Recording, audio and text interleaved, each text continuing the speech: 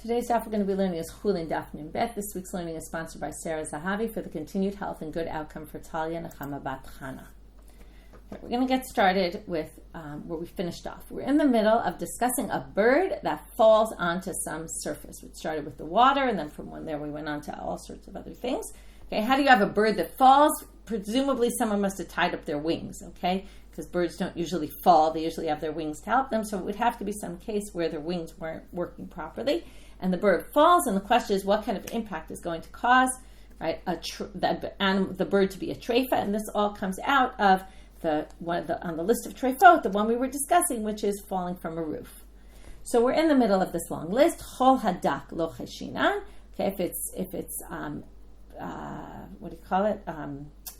Sand that's just small particles of sand, as opposed to chol hagas, big particles of sand. If they're big particles of sand, then it's going to be already a harder fall. If they're very small particles, we all know how soft falling on sand would be. Avak drachim, right? Fine sand. That's the word I was looking for. Fine or coarse. Thank you. Avak drachim cheshinan. Okay, if the ground, like on the road, okay, that's actually pretty hard generally, and kind of what they often talk about here is if it kind of is in chunks, okay, where things are more in chunks, it's going to be more of a problem. Tivna, straw, va'avibizga, cheshinan. If it's straw that's bundled up, okay, once they're bundles, so the bundles are harder. Lo avibizga, but if they're not in bundles and it's just straw, that's pretty light, and lo cheshinan, we're not concerned. Chite v'chol domineu, wheat kernels or anything that's like wheat, cheshinan, we're concerned for it. Sare, barley, v'chol domineu, cheshinan. Okay, wheat and barley, they're both hard, and therefore we're concerned. However, some people have the opposite girsa for sare, and that because actually it makes more sense to say that, because otherwise you put chitim and sorim together if they're the same. Why don't you just say chiti and anything like it, and barley and anything like it? Well, how different is barley from wheat? So it's very likely that the version that says specifically barley is not a problem. Why is it not a problem? So you'd have to say barley must be somewhat different, softer than wheat, and therefore the barley, what we're going to see in a minute or two, is that if they're slippery, when they're near each other, they kind of slip away from each other, then when the bird falls, the bird's kind of going to slide. If they're not slippery and they're hard, then basically you're going to end up, the bird's going to hit on impact, and it's not going to, kind of slide to the side and have a softer impact. So where barley falls and things that are like barley is a good question. It's not clear here. It depends on what version of the text you have. Kol minei kitniot, all different forms of legumes. And we're not worried that again, this is what the whole basis is. Are we worried that when it falls, it's going to have, internal issues with the limbs and the body? Levar min rubia, other than fenugreek. Okay, fenugreek is the only legume that's going to be a problem. Chimtze, peas, is not a problem. Chifte, which is hummus, right? Hummus, not soft hummus, right? The hummus kernels, or whatever you call the raw hummus. Yesh bo mishum risukei varim. You can imagine, right? That's going to be harder than peas. Klala demilta, the general rule is komidi demashrik ein bo mishum risukei varim. Anything that's slippery, that when you put them all together, they all kind of just slide around. Ein bo mishum risukei varim. There's no problem, but lo mashrik. This is the principle I told you we're going to get to. If it's not slippery, yesh bo mishum risukei varim. It's going to cause the crushed limbs inside the body. Okay, any kind of fall.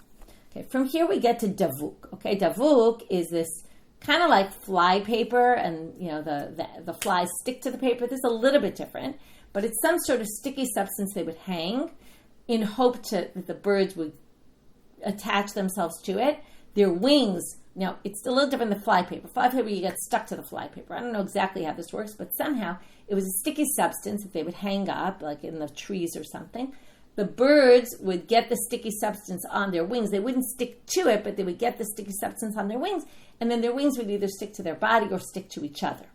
So if that happens, and then what happens obviously to the bird, this is the way they would catch birds, the birds would fall. So Rav Ashi said this is totally permitted. Ameimar aser, so Ameimar forbade. Bechagapa, okay, so now the question is, in what case do they have a machloket? One wing or two wings? So the first reading is like this. If one wing got glued down, everybody thinks that that's permitted because it still has the other wing, and with the other wing, the bird can land properly without falling. Maybe it won't land perfectly, but won't have what we call the risuke varim, the crushed limbs. The machloket specifically is in two wings. If both wings got stuck to each other, or both got stuck to the body, manda asar amar halakhic. Okay, the one who forbids says, obviously, right, the intuitive was to say, okay, well, the bird can't stand, basically, can't control itself, and therefore when it falls, it's going to fall pretty harshly. Umanda share amar efshar denekum ikve degape. Okay, from basically the idea here is they can still use, even if the wings are attached and glued to each other, you can still use the edges of the wings. Okay, Rashi calls it the rosh kanaf, where it's the place where you cut the kanaf off the bird. Not exactly sure which part that is, but the point is that somehow it can use its wings, what is, still there of the wings, even if it can't exactly fly, but it can use that to control its fall and won't have a hard, impactful fall. So the machloket is specifically in the two wings according to this version. The Ikad Amre, we're obviously going to have the other version now, which is Betregape Kuli Amalu Pligi de Aser. All agree that in two wings, for sure, the bird can't land properly and it's forbidden. Ki pligi, because again, it's going to be considered a treifa. Ki pligi b'chad gapa. The machloket is when there's one wing, right? One wing down, one wing functioning. So now let's see what the machloket is. Man desharei amar lach efshar deparach b'chad gapa. The one who permits says you can fly with one wing. Umanda asar says kevan de b'hai lo matzi parach, b'hai nami lo matzi parach. Okay, since it can't fly with this one, it also can't fly with that one. In other words, once one wing is out of commission, the other wing can't really function as a wing and won't really be able to do anything, and therefore the bird's a treifa. So we have two versions of what exactly the machloket is, and in which case do they all agree? The hilchata b'trei gabe aser b'chad gabe shari. And the halacha is, if the two wings are glued together, it's forbidden, but if only one wing is, we don't think that the bird can't land properly or can't land well enough to prevent risuke varim. We think it's okay, and the bird is permitted. Okay, that ends the section on, which is really, now we were talking about the birds, but before that it was really just in general, any animal that falls from a roof. Now or falls from any kind of height, and the question is, what's considered treifa, what's not. Now we're going to get to the next one, which is nishtabru rov tzaloteha. If most of the ribs are broken. Okay, the first thing you have to know is an animal has 13 ribs on each side. That equals 26 ribs. Okay, we're talking about 26 ribs in the body, right? We have a vertebrae. Coming out of the vertebrae, there are these chuliot, sockets. And in each socket, right, in the beginning anyway, on the first, 13 sockets, you're going to have ribs. After that, right, there aren't, right, you still continue the vertebrae, there's no more ribs. Okay, we'll get to that actually at some point in today's stuff. But basically, there's sockets in the vertebrae, and into those go ribs. So now we said if most of the ribs are broken, that's a treifa. Tanu Rabbanan, here's a braita, Eluheim rov tzlaot. So what is the majority now? If I said majority of 26, right, that would be basically 14, okay, out of 26.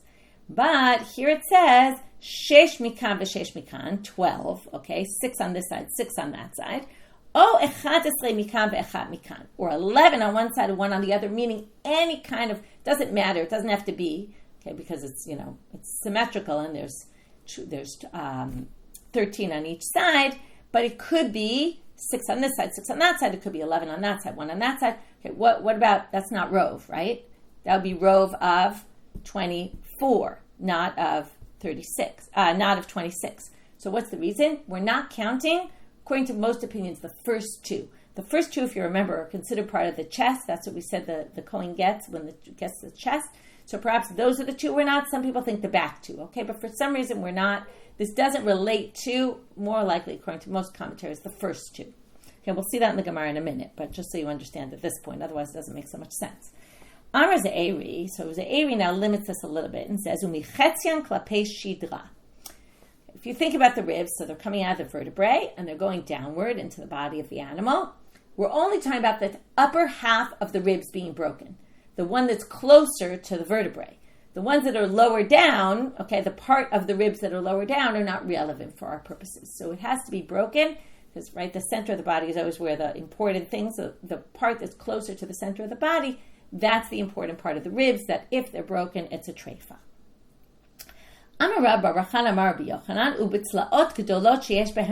talking about the large ribs that have moach, that have marrow inside, which again is either limiting, and this is why we're either limiting the first two or the last two.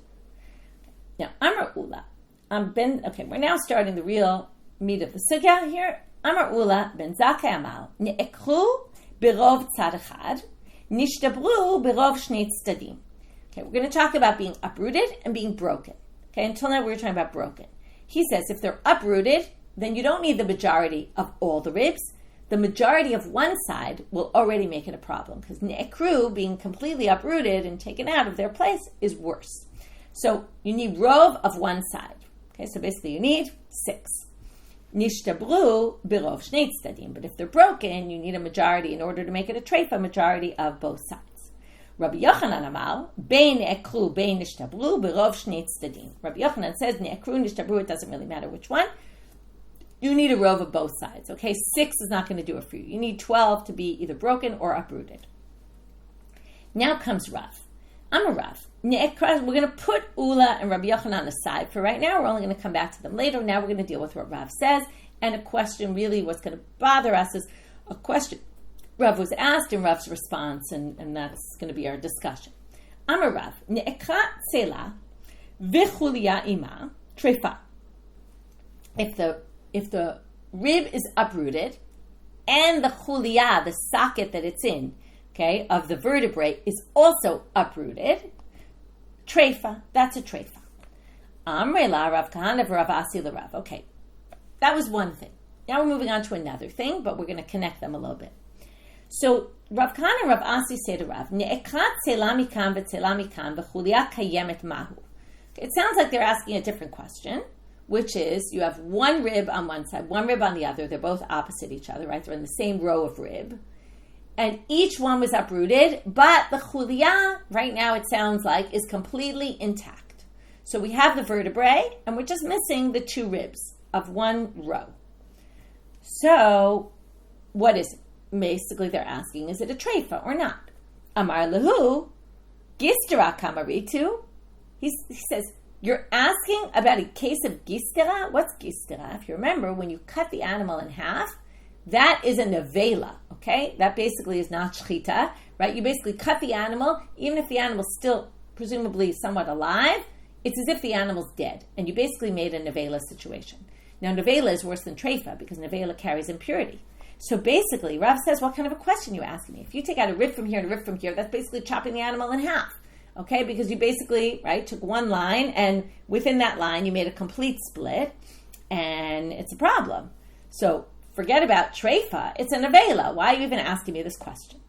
Okay, now, that's the scene that we have. We have this question they asked Rav, and they answer. So now the Gemara says, wait, Rav's response to them seems not appropriate because Rav nami gistra kamar. Even Rav himself, okay, let's go back to Rav. What did Rav say? Ne'ekrat sela v'chuliyaima. So the rib is uprooted and the socket with it. Now, that's also, even though it's only on one side, you basically completely cut off one side. That's also cutting the animal in half. Now, he didn't say it was a neveila, he said it was a treifa.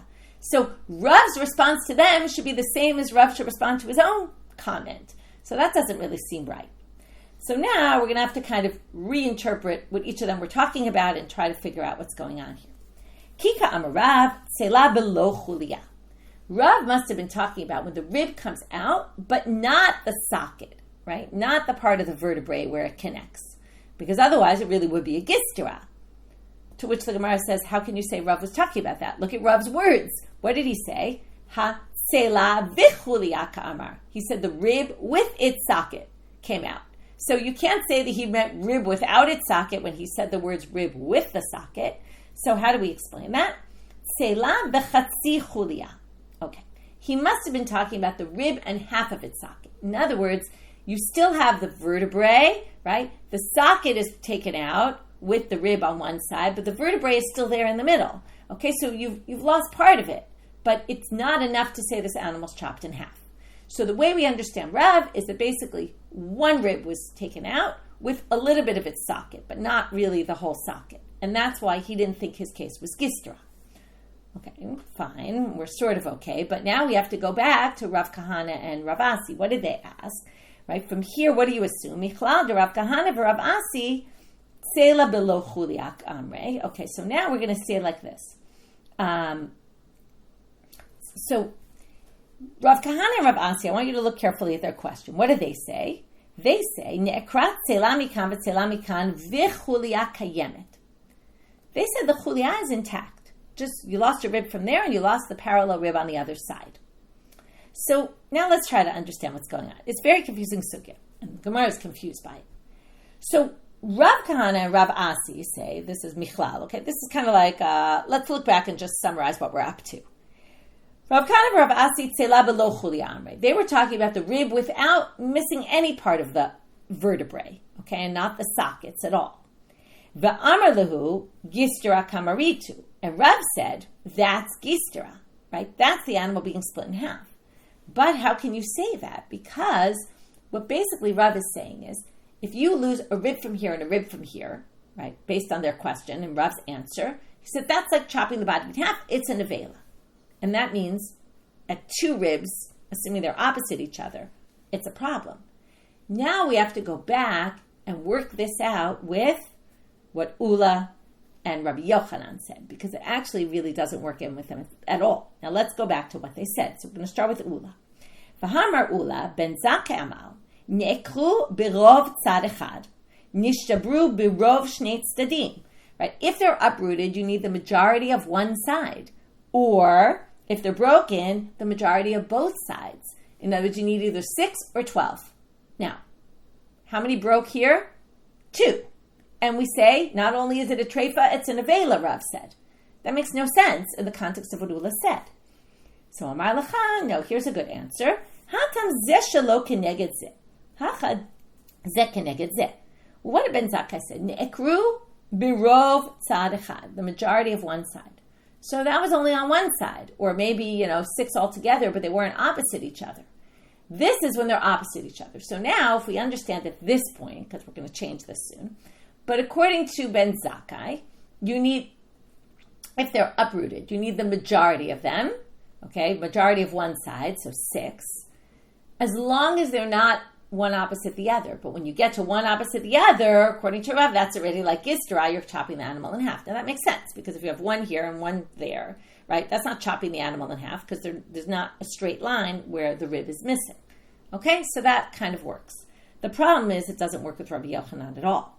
V'hama Rabbi Yochanan birov shnei tzadim. Now, what does he say? Ne'ekra bein nishbara. Whether it's uprooted, right, taken out of place, or whether it's broken, you need the majority of both sides. How many do you need? 12. How can you get to 12, right? Either 11 and 1, or this and that, right? Or 6 and 6, right? If it's 6 and 6, well, there's only, how many ribs? We have 11, because remember, 2 aren't counted. We have 13 rows. So we have 11 rows, 6 and 6, obviously one is going to overlap. There's no way you're going to not have one kineged zeh. And if you're going to have 1 against 1, and he says that's not good enough until you have 6 and 6, right? Then, obviously, that doesn't fit in with the way we just explained Rav. Okay, so let's go read it inside. Ha'amar Rabbi Yochanan berov shnei tzadim. Now, berov shnei tzadim, I efshar de lo kaim achad minayu zeh keneged zeh. There's no possible way you won't have them one opposite the other. So, how can we explain this? Hatam, we're going to have to explain that, again, this goes back to what we started with. We were trying to compare Rav for what he said himself and Rav Asi and Rav Kahana. And we were trying to establish, right, in what case did he say it's gistra? When, right, you're missing some of the chulia, right? And when did he say it's not gistra? When you have 1 and you're missing part of the chulia, right? When you have 2 and you're missing 2 opposite each other and you're missing part of the chulia on each side, that's gistra, okay? But when you, it actually, the truth is at this point, we actually think that the chulia is kayemet, right? Sela below chulia, we think they're talking about. When you're missing 2, let's just, I didn't say that clearly, so let me go back. Rav himself says, 1, missing, part of the chulia, that's a treifa, but it's not a neveila because it's only part of the, right? It's only the socket on the one side. You still have the vertebrae in the middle. That's not a neveila. But when you're missing both ribs, even though the chulia is intact, then what's the problem? Then you have, right? That's called a gistra, even though the vertebrae is intact. That's what we think right now. But according to Rabbi Yochanan, let's just go with him, and also Ben Zakkai, but there maybe we have a possible answer that maybe they're not opposite each other, and that's why. But Rabbi Yochanan, they have to be opposite each other, and 2 missing is not enough. You need rov, okay? You need 6 and 6 to be missing. So basically, and why is that?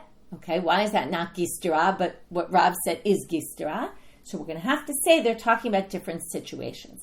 Hatam buchne below asita, hacha buchne ve'asita. Okay, they make an example of a mortar and pestle, where one fits into the other.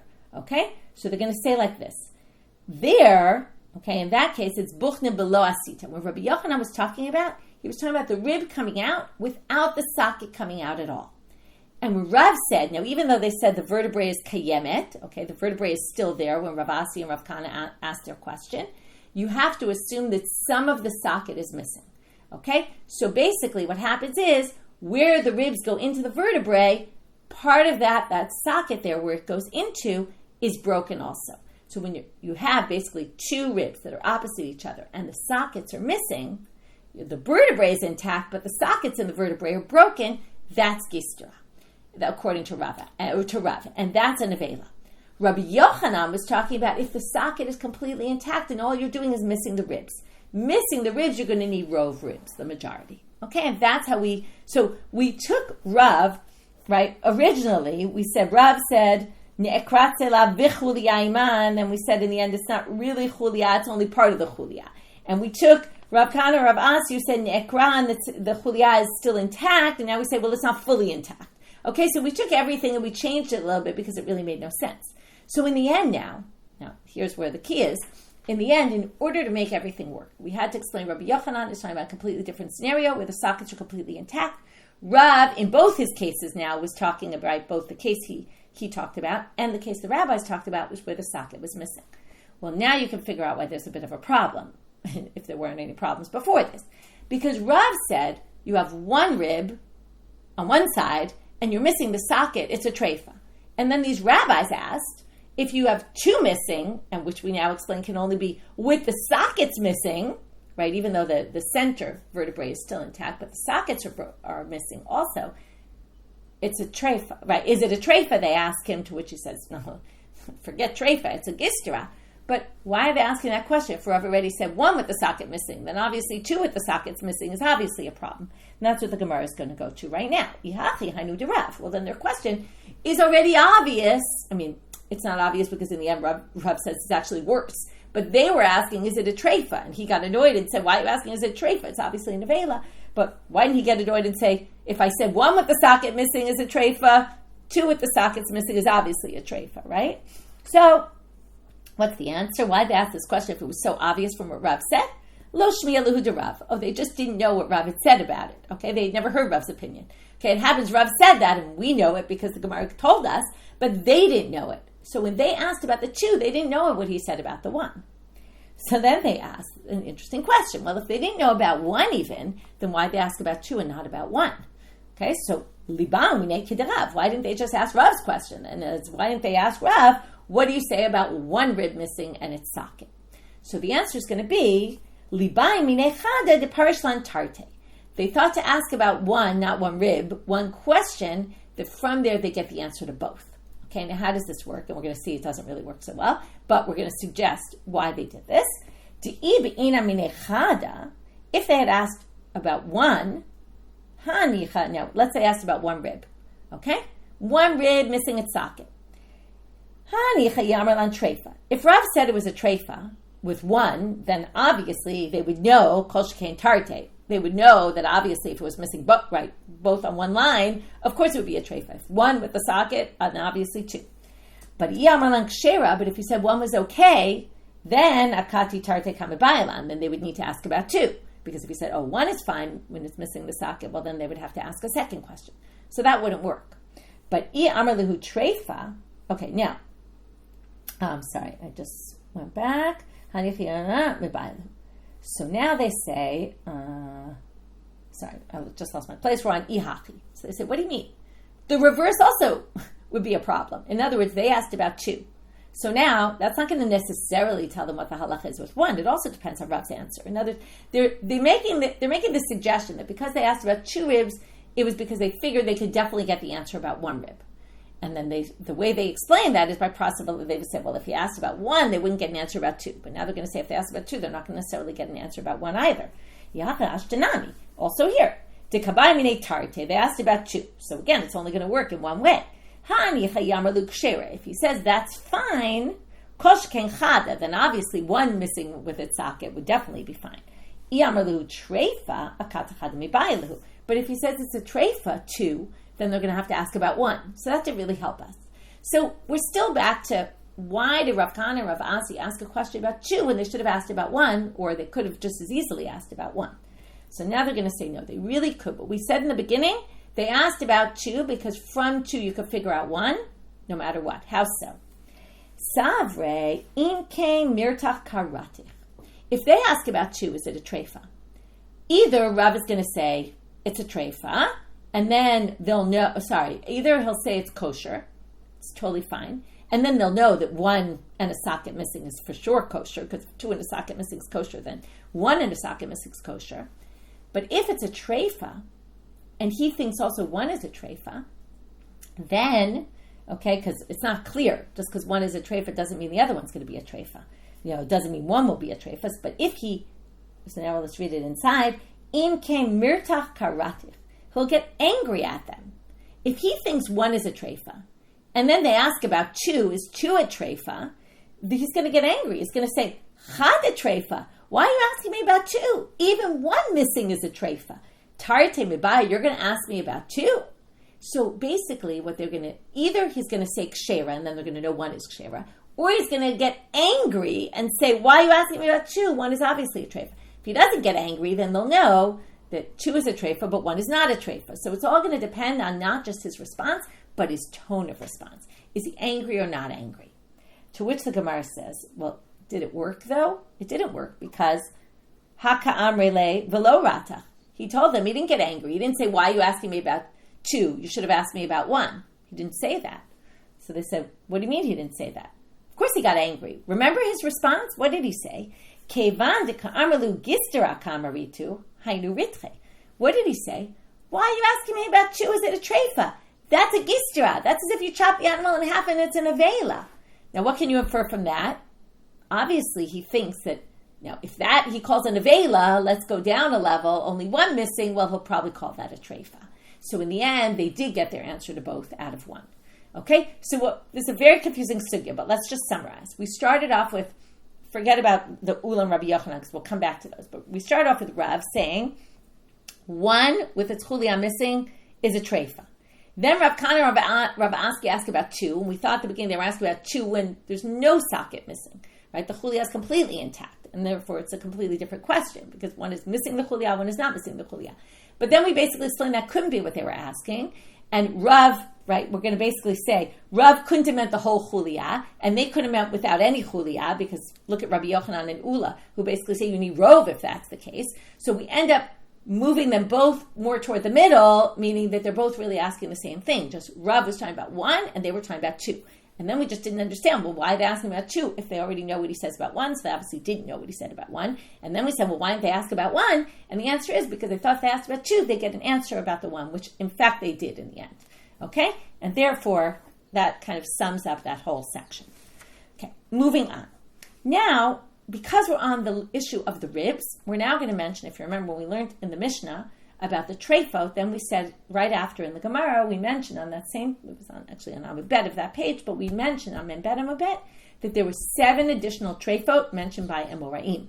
Right? Then we had a question about how to count them if we only have a list of 18, and there's already 18 in the Mishnah, so we combined and all that, but basically there's these other 7 said by Amoraim, and the first 3 were the ones we're going to quote right now, and you'll see why we're going to quote them, because one relates to the ribs, which is what we're talking about. So the Mishnah had talked about breaking the majority of the ribs, even though in the Gemara we got into uprooting them, taking them out of their place. So now we're going to have Shmuel quoted as listing 3 treifa. We'll go into each of the 3, and the first one has to do with the ribs, and that's why it's here. Amar Rav Bar of Shila, Amar Rav Matna, Amar Shmuel. Ne'ekrat selam ikara, v'gulgola. So if you uproot a rib from its place, gulgola shenichbesa beruba, a skull that's crushed in its majority, but it's still intact, it's just crushed inside. Ubasar chofa et rov hakares. We had this recently as the definition of the one of the 8 or 7 or 8 definitions we had of the what's the kares chitzona. One of them was this, that the meat that covers the majority of the stomach, birubo, right? If most of it is damaged, we don't yet know what kind of damage. We'll get to that. It's a treifa. Okay, so now we're going to go through the 3. Ne'ekrat selami ikarat treifa. So now what the Gemara is going to do is bring a contradiction, turning now to Amabed. Uriminu. This seems to contradict the following source, because ne'ekrat selam koma seems to be the rib comes out of its place. But if you look here, and this is the sugya we saw already, this is a law of tense and tuma in tense. We learned already, but I'll repeat it. If you have flesh in a tent, a kazayit already makes impurity of a tent, where everything in the tent is going to be impure. Other than, cases where it's protected, whatever. We're not going to get into that. But things that are loose in the tent are all tameh, including people. But if you have just bones, it depends. If you have, and there's all different options, but one of them is the majority of, if you have the vertebrae, the whole spine, basically. Now, kama chisaron b'shidra. Now, in order for it to create impurity in the tent, it has to be the whole shidra. Now, the whole spinal column. What if it's missing? If it's missing, then, something's missing, then it's not going to be metamian at all. How much has to be missing? Well, Beit Shammai omrim shtei chuliot. You need 2 of the vertebrae to be missing. Ubeit Hillel omrim chulia achat. Okay? Right? 2 of these sockets or 1 of them. So now, Amar Rav Yehuda. Now that's for laws for impurity, right? Who's stringent here? Beit Shammai. Because if it's missing 1, it's still going to carry impurity in the tent. But comes Rav Yehuda Amar Shmuel, and we learned this already, v'chein l'treifa. It's the same thing for treifa, meaning if it's missing 1 chulia, according to Beit Hillel, that makes it a treifa. If it's missing 2, that makes it a treifa according to Beit Shammai. Okay? Who's more machmir in this one? Beit Hillel's more machmir, because as soon as you're missing 1, it's already a treifa. Okay? That's a side point. We're going to get back to that. But the point here being, why is this a contradiction to what Shmuel said? What did Shmuel say? Shmuel said if the rib is broken, not if the chulia is broken. Now remember, the chulia connects, is where that's the connection to the rib. So according to this, if you're missing 1 chulia, it's a problem, but not the rib. So he says rib. So how do we, it seems like if you're missing the chulia, you don't really need to be missing the rib for it to be a treifa. Just missing the chulia would be a problem. So anyway, they say, no, we're obviously talking about 2 different things.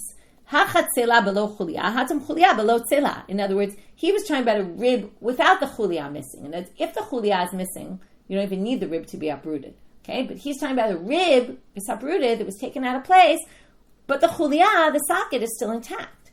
And Beit Hillel, or Shmuel, who said, and this is the same for treifa, is talking about a chulia without a tzela. By the way, they're both Shmuel. You follow that, right? And Shmuel seems to contradict. In one place it says the chulia, and the other he said it's the rib. So yeah, because one is talking about chulia without the rib coming out, and one, right, where the socket's broken but not the rib.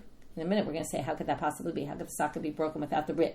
But we'll get there. And the other one is talking about the rib without the socket being broken. So, okay, I get that the rib can be taken out without the socket being broken, right? The socket could be intact and the rib comes out. But how are you going to have a case where there's a chulia that's broken? Obviously, then the rib's going to be out of place because that's holding the rib into place. So that makes no sense. They're going to say, b'shile kafle.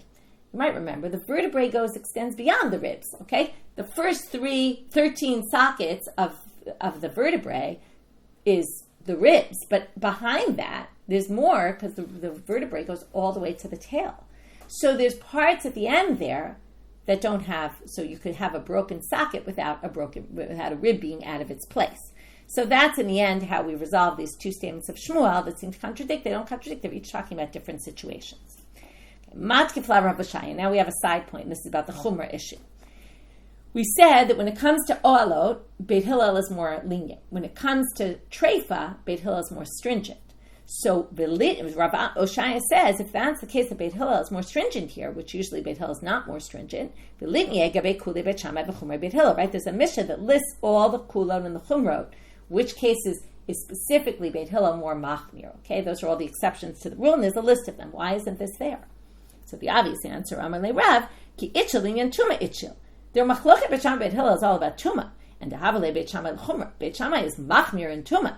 It's just we take the same definition in tuma and we apply it to treifa, and there Beit Shammai ends up being lenient. But that's only an outgrowth of his opinion, where he's actually more stringent, and that's why it's not listed in the list of when Beit Shammai is more lenient. Okay, now, since we already mentioned, we wanted to get there because of the ribs and uprooting ribs from their place, and also this whole thing about the sockets that we were discussing in the previous sugya, now we're going to get to the other two treifot of Shmuel. Gugolat shenechbasa beruba, by Rabbi Yirmiyah, rov govha, or rov kefa. We're talking about the majority of, in the height, that the majority of the height of the skull needs to be broken. Now, what does this mean? Rashi says, from the eyes and above. So basically you have like a cut from the eyes and above, like inside, not cut, but it's crushed inside the majority of the place from the eyes to the top of the head. O rov hekefa, or the majority of the circumference. Rashi doesn't tell us what the circumference is, even though he tells us the head is from the head, the eyes and up.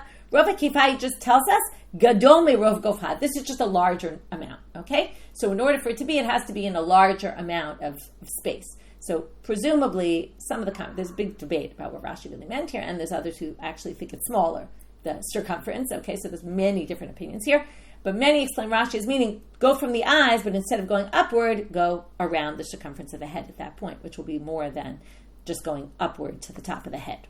Okay, anyway, number one, how to explain Rabbi Yirmiyah's question is already a question, and obviously, as most of his questions end with teku, we don't actually have a question about what the rov here he was talking about is. Okay, so now we have something happened to the flesh that's on top of the kares, that's covering it, and something happened to a majority of it. So by Rav Ashi, berov karua or berov natul, right? Is it majority of it is torn or the majority of it is removed? Because we've talked about both those kind of treifas, so it doesn't say. Tifshot le'emi ditnam. Why don't we just learn it from the Mishna? Because the Mishna says, kares hapnimit shenikva o shenikra rov hachitzona. Now the inner stomach, right, with just a perforation, we have this whole sugya already, or the majority of the chitzona, and as I reminded you, v'amrei b'ma'arav in Israel, mishmei de Rabbi Yossi Rabbi Chanina, they explain the name Rabbi Yossi Rabbi Chanina, kol hakares kulo zo kares pnimi. What's the kares pnimi? The whole thing that we call the kares. And what's the kares hachitzona? Is it kares hachitzona? Basar chofat rov kares. The meat that covers the majority of the kares is called the kares hachitzona. And what does it say in the Mishnah? It's torn. So it must be that when Shmuel says basar chofat rov kares birubo, he's talking about torn. So the Gemara says, no way, no how can you say that? Because midu tam ela l'Shmuel. We're trying to explain Shmuel. And what do you use? You use the definition of the people in Israel. Now, not just Shmuel wasn't living in Israel, but more than that. If you remember in that long list, you probably don't remember because there was a lot of names, but one of the names is Shmuel, and his definition of the kares chitzona is not that. So basically, you can't really have an answer because hachi amar. Okay, midu tam. You're asking the question going to Shmuel. Hachi amar Rabbi Yaakov bar Nachmani amar Shmuel. Okay, he was quoted as saying, "What's the kares chitzona? Not the basar chofat rov kares, but makom she'en bo meilat. It's the part that doesn't have the woolly kind of fat there." Okay, so he obviously doesn't think that that's the kares hachitzona, in which case you can't assume that he's talking about nikra, okay, torn. And therefore, we're left with a question. Okay, so we just had two questions on the second two psulim that Shmuel talked about, which means we don't really understand fully what Shmuel said in these two treifot. Okay. Next, back to the Mishnah. Drusat haze'ev. Now we're going to talk about drusa. Drusa is when an animal claws. Now when an animal claws, the animal basically, through its claws, venom comes out. Okay, we're going to talk about in what scenarios or different opinions about when and how the venom comes out. But the venom comes out and poisons the animal. So just by being clawed by an animal, there's venom and that could kill you. Now, not all animals. And that's why, if we go back to the Mishnah had said, Drusata ze'ev. Okay, so a wolf attacking, clawing, will create a treifa problem. Rabbi Yehuda says, Drusat is in a small animal, b'daka. Drusat ari b'gasa. In a big animal, it's only if a lion attacks, not if a lion claws and not a wolf. Drusat hanetz b'ofadak, and then he says a hawk in the animals, in the small birds, and drusat agas, and a big bird would have to claw a big bird.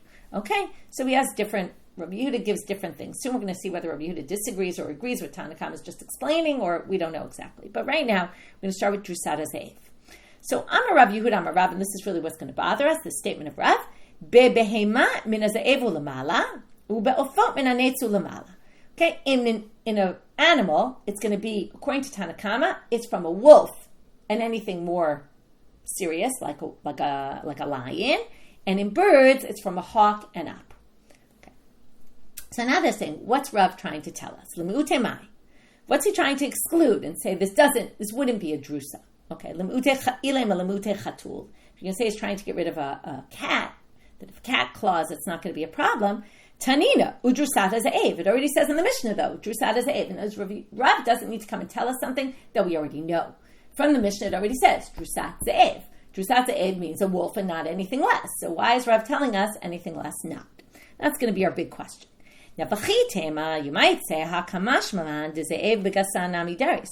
Now, you might say, it's coming to teach you that is an Ave in a big animal also is a problem. In other words, don't think as an Ave is just clawing a small animal, it's a problem, but even a big animal. Now, if you want to say that, v'hatanan, but it already says that Rabbi Yehuda already tells us that. Okay? In other words, the point being, we assume ze'ev meant and not a cat. But if you say ze'ev meant that is ze'ev even in a big animal, and any animal is going to create a treifa situation, and not just in a small animal, right? As opposed to, let's say, Rabbi Yehuda, who thought only a lion in a big animal, so that maybe is what Tanna Kama is teaching you. What's the problem? Well, v'hatnan, Rabbi Yehuda omer drusat hazeh b'daka udrusat harei b'gasa. Now he says that ze'ev is not in a large animal. Now we were trying to say maybe that's what the Mishnah was telling us. Now, which could be, because if he disagrees, v'chitem or Rabbi Yehuda miflag palik, maybe you say, well, Rabbi Yehuda disagrees, and that would be perfect then. The Mishnah is telling you drusat hazeh in a big animal. And Rabbi Yehuda says, no, only in a small animal. And then it has nothing to do with a cat. It's just trying to tell you that a wolf can even put its venom into a big animal and cause it to be a treifa. And Rabbi Yehuda is disagreeing. But you can't say that, because Hamar Rabbi Binyamin bar Yefet, Amar Rabbi Ilah, lo bar Rabbi Yehuda, lo lefaresh divrei chachamim. Rabbi Yehuda is just coming to explain the rabbis. He doesn't actually disagree. That's what Rabbi Binyamin bar Yefet said. So if he agrees, then it's not true that his ze'ev is in a gasa, and that can't be what the Mishnah is telling you. And the Mishnah must be telling you, ze'ev, yes, cat, no. And then Rabbi Yehuda, Amar Rav, is totally useless, because we already know that from the Mishnah. To which they say, Gavra karamit? Wait a minute. Rabbi Binyamin bar Yefet read that Rabbi Yehuda agrees with Tanna Kama and is just explaining Tanna Kama. But could be Rav thinks that Rabbi Yehuda is disagreeing. In which case, we read the Mishnah like this. Ze'ev, even in a big animal, and it doesn't tell you anything about a cat, and cause Rabbi Yehuda to say, and by the way, not a cat. Okay? And that wasn't implicit from the Mishnah. Ibai Dema, or alternatively, you could read it the way we did originally, which is L'olam lemute chatul. The Mishnah really is telling you, but not a cat. However, you might not have been sure about that, and Rabbi Yehuda had to tell Rabbi Yehuda in the name of Rav had to tell you not a cat, because what might you have thought? Okay, remember the 3 little pigs who comes to attack them? The wolf, right? So, Ma'u detema orcha demilta katani. Maybe the Mishnah just used a wolf because that's the typical predator animal. But if a cat did it, it would also be a problem. Kamash malan, don't think that. That's what Rabbi Yehuda is telling you in the name of Rav, that Rav came to tell you, no, the Mishnah really means as an Ave and not a cat. And don't read the Mishnah as, they were just picking an example of a predatory animal. Okay, so with that, we explained what Rav was adding to the Mishnah that wasn't already clear. Amar Rav Amram, last sugya. Amar Rav Amram, Amar Rav Chisda. Drusat chatul unimiya bigdiyim ubitzlaim. A cat or a mongoose can be a predator, even though we just said it's not, but in small animals, okay? A baby goat and a baby lamb, okay? In the babies, yes, they can be predators. Drusat chulda ba'ofot, and a mole would be a problem with birds. Or maybe, I don't know, maybe there's a better translation to a chulda, but okay. Now, metive. Drusat chatul neitz v'nimiyah. Okay, now we're going to have a contradictory source. Okay, a weasel, thank you. A weasel in the birds. Now, drusat chatul netz v'nimya. So we have a cat, a hawk, and a mongoose. Ajatina kev l'chalal. They actually, when they claw you, nothing happens unless they claw the animal into their intestines and create a hole, which is a different problem. That's like they made a nekev in the me'ayim, right? In the innards. Aval drusa leit lehu. But there's no venom or anything. Okay, so now this seems to contradict, because Rav Chisda said, drusa chatul v'nimiyam b'gdayim u'tzliim, right? In tzlaim. So this says not. Aval drusa leit lehu. So first they say, wait a minute. If it is bara netz lo dares, how can you say a netz is in dares? V'atznanu drusata netz, right? It says, in the Mishna it says a netz. So halo kasha kamba ufo kamba gdiyim u'tzlaim. So now they're going to say the following. That Braita must have been talking about in a gdir taleh, and there a hawk is not going to create is not a predator for those small animals. Neither is a cat and a mongoose. But in birds it is, and that's what the Mishnah was talking about. So we dealt with that side issue. But now they're going to say Mikoma Kam Rav Chisda Kasha, but Rav Chisda says a bird. Now, once we decide that Braita is talking about Gdiyim and Tleim, the small animals, then the Braita says it's not a problem unless it makes a hole, actually tears something inside. Rav Chisda says it's a problem because of its venom. So now we have a complete contradiction. We're going to have two answers to this question without finish. Hu da'amar ki aitana d'tanya. He just holds like a different Tanaitic opinion. Biribi omeo. Lo amru ain't drusa elabim kom she'em etzilim. When it says there's no drusa, okay, according to this, Chachamim, who disagree with him, think there's never drusa in these animals, okay? Not for gdir taleh either. Okay, the cat can never do venom. But Biribi said, they don't do venom when no one's trying to save the animal. But bimkom sheyesh metzilim yesh drusa. If this cat is trying to attack another animal, and there's someone trying to protect the animal, the cat gets really angry, and then the venom comes out. Like the angrier the cat is, or the more threatened the cat feels, the animal's going to put its venom. Okay? So then we're going to say that Rav Chisda is talking about Biribi, and a case where there's mitzilim, and that's why there's drusa. And the Braita is talking about when the Braita is talking about there's never drusa because they hold like the rabbis. So now they ask a question. Wait a minute. B'mkom she'em mitzilim ain't drusa. Is it true that there's no drusa when there's no one to protect? Here's a story where we're going to see a cat put out its venom and there was no one protecting the other animal, okay? He turned a golet. There was a rooster. The Havi Bei Rav Kahana in Rav Kahana's house. The cat was chasing the rooster. Indura, they went into a room. And the door slammed behind it. So you have the rooster ran into the room, the cat ran into the room, and the door slams behind them. They can't get out. The cat was so worked up it smacked its hands against the wall. And we saw 5 big blood stains, which means that the venom came out. Okay, and there was nobody in the room, so what do you see? It wasn't, right? The venom doesn't come out. We don't say no venom comes out when there's no one else trying to protect this rooster. So they say, Hatzalat atzma nami katzalat acherim dame. Okay, there's 2 ways to understand this. We'll just go with one because it's really late. That the cat felt threatened by the door being shut, and that was enough to make the cat feel threatened that it got its venom out. So it still highlights the same idea. Okay, second answer. V'Rabbanan zihara itle v'lo kale zihara. The rabbis, how do they view this? If they disagree with Biribi, they just say that there was venom on the wall, but it wasn't venom that was strong enough to make an animal into a treifa. Okay, it just wasn't strong enough venom. Okay, Ikad Amre, second version, Hamane Biribihu. The Braita is actually Biribi, not the rabbis. And what's the difference? The Tanya Biribi Omer. Now we're going to just read it again. Lo amru yesh drusa b'mkom sheyesh metzilin, aber b'mkom she'ein metzilin ein drusa. And now we're going to say, the Braita that said they're not dorsim was talking about a place where there's no mitzilim. In other words, it's just each one was talking about a different scenario. Rav Chisda said a case where there are mitzilim, and the Braita was talking about a case where there aren't mitzilim. There's no one to save, and that's why there's no venom. So they're just each talking about a different scenario. And now we just have the same, since it's a parallel sugya, as if this was the way the sugya went, we're now going to read the same thing again. Wait, once you're quoting Biribi, we have a problem. Kom she'em mitzilin ein drusa, he turned a golet. What about the turn a golet? The cat was chasing it. They went into a room. The door slammed shut.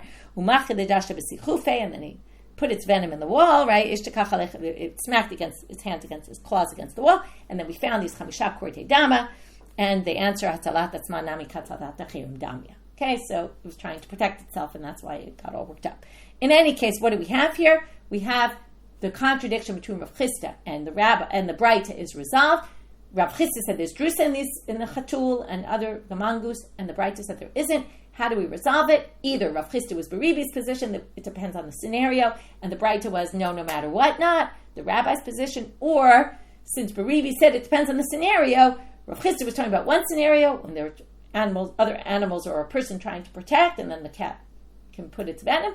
We'll put its venom, as opposed to the Breita, which is talking about when there's no one to protect, and the cat doesn't feel threatened, and therefore doesn't put out venom. Okay, with that we finished our daf. We'll try to do a real quick summary. Okay, what does the bird fall on that doesn't make it have an impact? What about the broken ribs? We started with Rav, and then the question they asked Rav, and then we had to reconcile all that together.